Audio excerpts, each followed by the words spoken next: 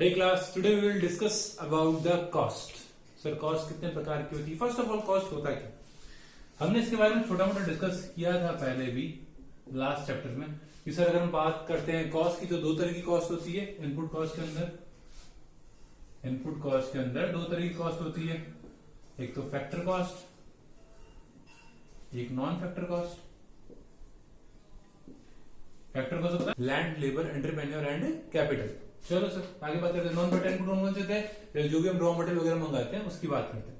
चलो सर ये सब मिला के क्या होती है अपने आप में total cost. Cost basically two types की होती है। फर्स्ट वन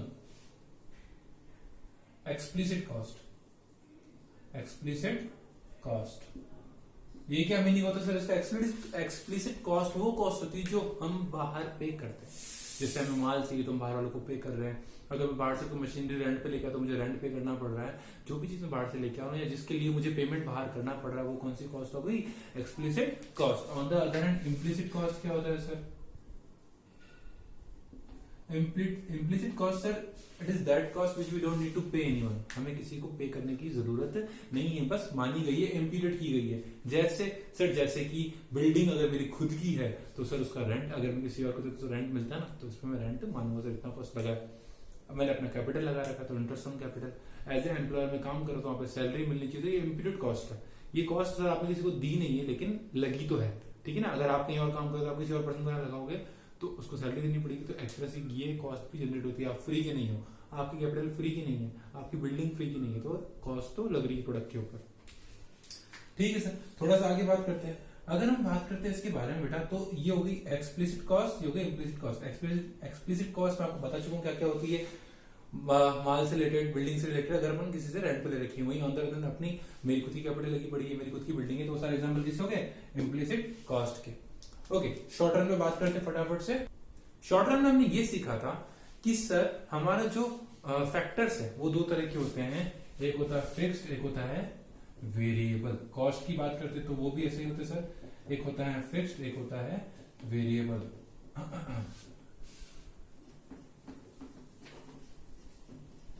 तो यहाँ पे दो तरह की कॉस्ट हमारी लगेगी शॉर्ट रन में। लॉन्ग रन में तो सब चीजें वेरिएबल है, कुछ भी फिक्स नहीं है। तो यहाँ पे सर शॉर्ट रन के अंदर हम बात करते हैं फिक्स कॉस्ट की। What is total fix cost? What is total fix cost? Sir fix cost क्या होती है? हमने बिल्डिंग ले रखी है, अब हम रोज तो चेंज कर नहीं रहे। बिल्डिंग का जो रेंट है, बिल्डिंग का जो रेंट है, जैसे 10,000 रुपए, अगर आप 50 यूनिट बनाते हो, जैसे उसकी कैपेसिटी फॉर एग्जांपल मान लो 100 यूनिट्स की पर डे की, इतनी जगह पे आप लगभग 100 यूनिट्स रोज बना सकते हो। अगर आप 5 बना रहे हो तो भी तो सर बिल्डिंग का रेंट उतना ही रहेगा। 10 बना रहे हो, 20 बना रहे हो, 50 बना रहे हो, 80 बना रहे हो, 100 बना रहे हो, जब भी आप चीजें क्वांटिटी चेंज करते जा रहे हो, एक लिमिट तक जाके, एक लिमिट तक वो क्या रहेगी? फिक्स ही रहेगी। उसका तो जो कॉस्ट एज इट इज लग रहा है, तो सर इसके केस में कैसे होगा? कैसे शो करेंगे? ये क्वांटिटी, ये फिक्स कॉस्ट। 1 यूनिट बनाओगे तो भी एज इट इज, अगर मैं मानता हूँ 10 है फॉर एग्जाम्पल, ठीक है ना, 1 यूनिट पे 10 है, 2 यूनिट पे 10 है, 3 यूनिट पे 10 है, 4 यूनिट पे 10 है, तो सर इसका कुछ ग्राफ इस तरीके से बनेगा। यही बना देता हूं, इसका कुछ ग्राफ इस तरीके से बनेगा। क्वांटिटी, कॉस्ट, आप यहाँ पे 1 2 3 4 1 2 3 एंड 4 कर दो। लेकिन हमारी जो फिक्स है कॉस्ट 10 पे फिक्स है और यही चलती रहेगी, ये हमारी टोटल फिक्स्ड कॉस्ट रहेगी। ठीक है बेटा, अगर हम थोड़ा सा आगे डिस्कस करते हैं इस बारे में तो जो नेक्स्ट टर्म आती है total variable cost. Total variable cost ये क्या कॉस्ट होती है सर? सर ये ऐसी कॉस्ट होती है जो कि हमारे प्रोडक्शन के इंक्रीज करने के साथ इंक्रीज होती है। अगर आप अपने प्रोडक्शन की क्वांटिटी इंक्रीज करते जाओगे, ये कॉस्ट भी धीरे धीरे इंक्रीज होती जाएगी। कैसे सर? इसका नेचर भी एक बार डिस्कस कर लेते हैं। 1 2 3 एंड 4, ठीक है। इसके बारे में हम लोग बात करते हैं तो वेरिएबल कॉस्ट कैसे बढ़ती है सर? अगर मान लो पहले लग रही है पहली यूनिट पे, ओके एक पॉइंट यहाँ पे और आना चाहिए था 0। सर 0 पे फिक्स कॉस्ट लगती है, 0 पे भी फिक्स कॉस्ट लगती है। मतलब आप कुछ नहीं बनाओ, फैक्ट्री को बंद रखो तो भी रेंट तो लगेगा ही लगेगा। और यहाँ पे सर 0 के केस में कुछ नहीं लगेगा, 1 के केस में सर मान लो 5, 2 के केस में बढ़ेगी लेकिन धीरे धीरे इसकी कॉस्ट कम होती जाएगी 9, ठीक है, या मैं कहता हूँ सिर्फ 8 ही लगेगी, पहले से कम लगेगी। ठीक है, बढ़ती जा रही है लेकिन धीरे धीरे अब इसकी रेट धीरे धीरे कम होती जा रही है।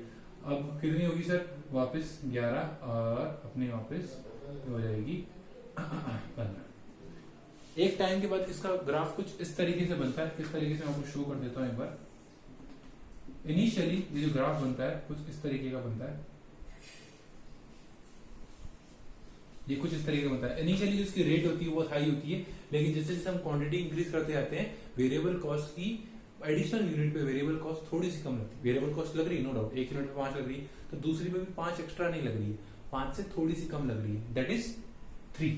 जैसे इसके हम लोग देखें, पहले 5 थी, 5 से 8 पे आ गई, मतलब 3 एडिशनल लगने लगी। उसके बाद क्या हुआ 11 पे, पर धीरे धीरे क्या होता है बेटा, एक पॉइंट के बाद, एक पॉइंट पे ये बराबर रहती है, एक पॉइंट के बाद ये वापस इंक्रीज होना स्टार्ट हो जाती है, दैट इज द पॉइंट। ठीक है, तो ये अपन मार्जिनल कॉस्ट में भी डिस्कस करेंगे, लेकिन अभी आप सिर्फ वेरिएबल कॉस्ट को चेक करो, उसका कुछ ग्राफ इस तरीके का बनता है वेरिएबल कॉस्ट का। ओके, एक बार टोटल फिक्स कॉस्ट देख लेते हैं। Total cost, sorry total fix cost नहीं, टोटल फिक्स कॉस्ट डिस्कस कर चुके हैं बेटा। टोटल कॉस्ट क्या होती है, वेरिएबल कॉस्ट और फिक्स कॉस्ट का sum up, variable cost and fix cost का सम अप। चलो सर यहाँ पे देख लेते हैं फटाफट से इन दोनों का सम अप। क्वांटिटी 0, 1, 2, 3 एंड 4, और टोटल कॉस्ट कितनी हो जाएगी, कितनी लगी फर्स्ट वाले में सर, फिक्स कॉस्ट तो 10 थी और वेरिएबल कॉस्ट 0, तो टोटल कितनी होगी 10। सेकंड में ये 10 थी और ये 5, ये कितनी होगी 15।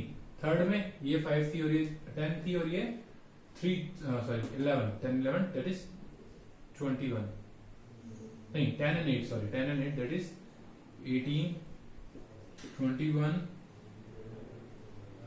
25। अगर हम इसको डिस्कस करते हैं बेटा, इसका ग्राफ अगर हम लोग डिस्कस करते हैं एक बार, तो ये कैसा होगा बेटा, देखना अब जो ग्राफ है सर, हमारी जो मिनिमम अगर हम कुछ भी नहीं बनाते, अगर हम कुछ भी नहीं बनाते तो यहाँ पे वेरिएबल कॉस्ट तो 0 थी, स्टार्ट यहीं से हुई थी। लेकिन अगर हम कुछ नहीं बनाते, लेकिन टोटल कॉस्ट स्टार्ट कहां से होती, 10 से, जहां से फिक्स कॉस्ट अपनी स्टार्ट होती थी, तो ये पॉइंट आता है यहाँ पे, ये यहाँ से स्टार्ट होगी, और जो नेक्स्ट हम अगर एक क्वांटिटी पे जाते हैं, जैसे 1 क्वांटिटी पे जाते हैं तो क्या होगा 15, 1 से डायरेक्ट 15, ये फिर ग्राफ यू पर हो जाएगा।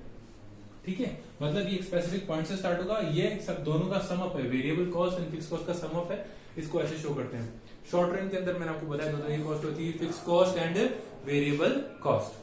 चलो सर आगे बात करते हैं इस बारे में, ये अपनी होगी टोटल कॉस्ट। तो in short run basically we have discussed that there are 3 types of cost, total cost, total fix cost, total variable cost, और उसका सम अप क्या है टोटल कॉस्ट। ठीक है सर, यहाँ पे हम लोगों ने ये देखा कि सर टोटल कॉस्ट कभी भी चेंज नहीं होती, भले आप प्रोडक्शन करो या मत करो, इस कॉस्ट को कोई फर्क नहीं पड़ता।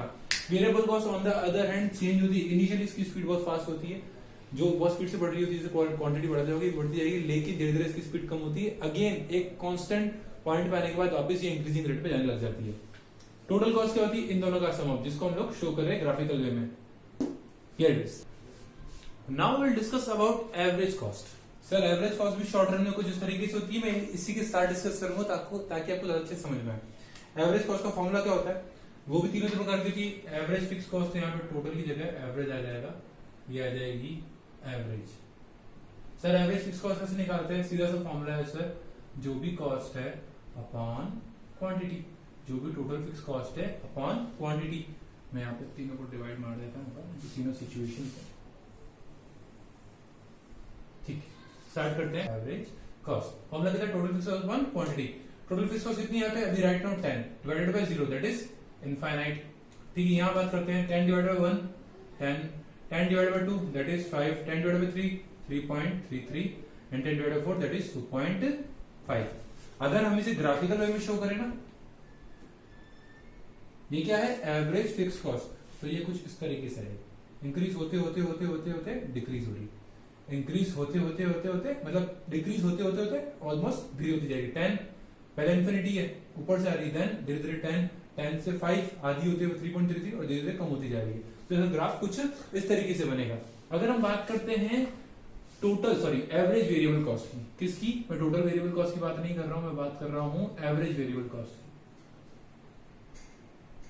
अगर मैं बात कर रहा हूं एवरेज वेरिएबल कॉस्ट, सब फॉर्मूला वही है, total variable cost upon quantity. तो यही मैं आपको बना के बताता हूँ एवरेज कॉस्ट की, specifically 0, 5 upon 1 5, 8 upon that is 4, ये हो जाएगा अपना 3.66 एंड ये अपना आ जाएगा 3.5। 3.75 और ऐसे करते ही ये वापस इंक्रीज होने लग जाएगा। तो इसका जो ग्राफ बनेगा वो कुछ इस तरीके से बनेगा। इसका जो ग्राफ बनेगा वो कुछ इस तरीके से बनेगा। स्टार्टिंग में क्या है सर, स्टार्टिंग में सर अगर हम स्टार्ट बात करते हैं, अगर एक क्वांटिटी की हम लोग बात करते हैं, अगर हम एक की बात करते हैं तो ये कितना है 5 है सर, एक पे क्या है स्पेसिफिकली 5 है, फिर कम होते होते 4 पे आ रहा है, फिर 3.66 पे, और फिर ऐसे करते करते धीरे धीरे वापस इंक्रीज होने लग जाएगा, धीरे धीरे वापस इंक्रीज होने लगेगा। तो कुछ यू शेप में ये बनेगा अपना एवरेज वेरिएबल कॉस्ट। ठीक है सर, हम बात करते हैं एवरेज कॉस्ट की। Average cost